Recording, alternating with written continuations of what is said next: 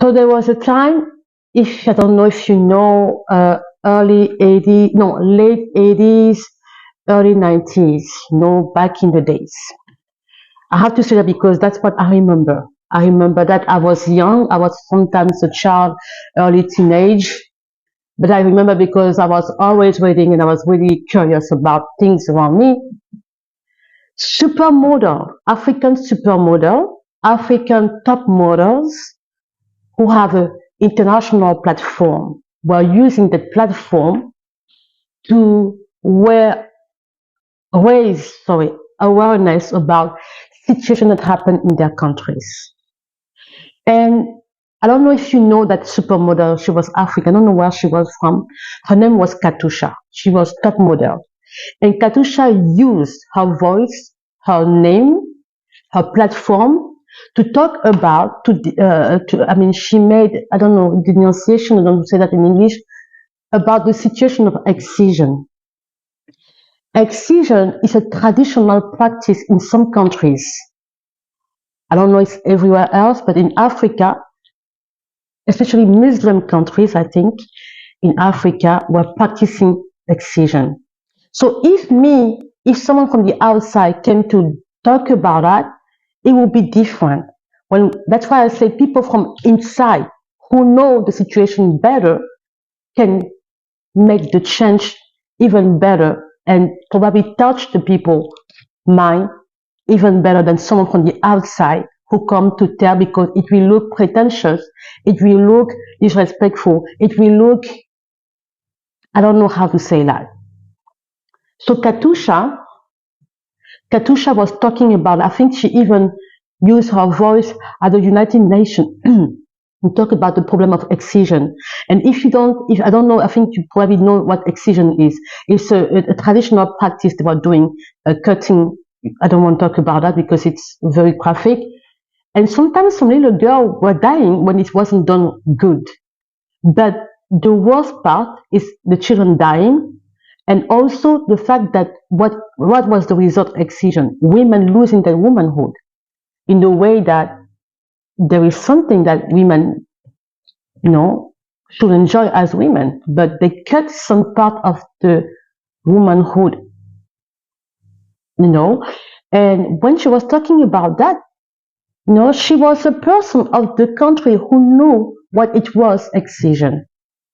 And I don't know if supermodel, African supermodel are using the platform again to denounce, I mean, to do denunciation or to raise, I don't know if they do that again, but that was what was happening in the old days. It wasn't only being beautiful, but it was also using their voices. And I remember there was also a supermodel from, I don't know where, I think Rwanda, who was talking about the war, talking about the situation in their countries. That's what supermodel, that's what top model, African top model used to do back in those days. I don't know about now. I have no idea. But it is important to understand that for me, it's important that you cannot change the culture when you come from the outside. What you can do is when people give you the opportunity to talk about that, you can talk, you can address it in a very respectful way. Okay, like, I understand this. Thank you to giving the opportunity to give the voice to put my opinion on that. It doesn't look good when, you know. And so I will in this very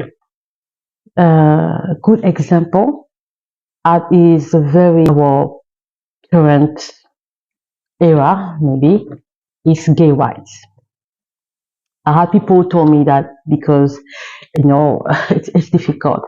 It's not difficult like difficult, but when it becomes an issue for other people to judge African leaders who had their opinion on that, or African people who have their opinion on that, people from the West and from America usually think that we are retarded. We don't understand what it is.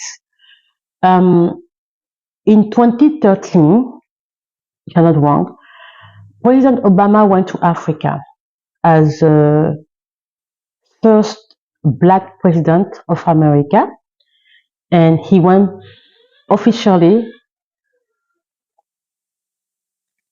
and he went officially as an American president. And from, how do you say that? We knew that he was coming from America to talk to the African nations, yeah.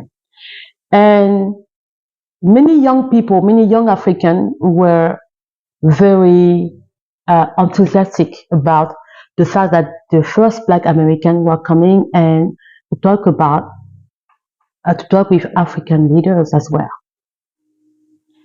And yeah, this enthusiasm, all this, waiting for him to talk, because what the African young people, the youth, the young generation like me and others, were expecting something from his speech.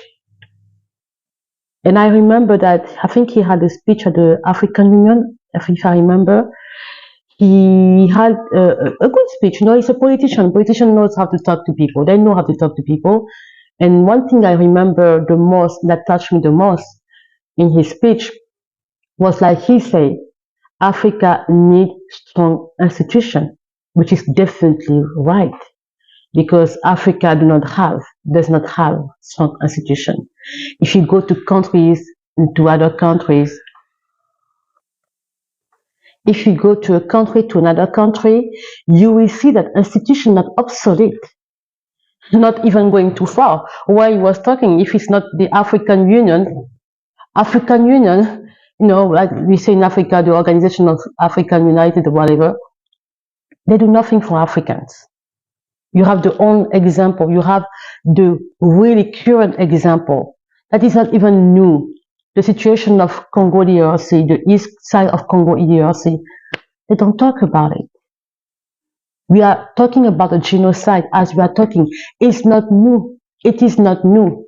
People are making a big deal out today, but people have been talking about that a long time, but nobody did something about it.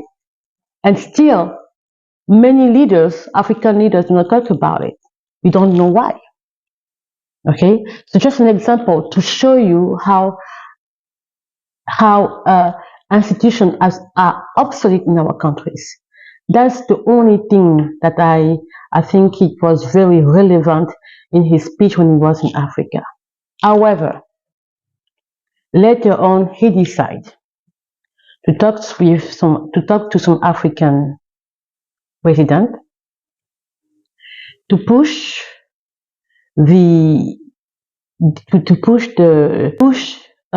for gay rights.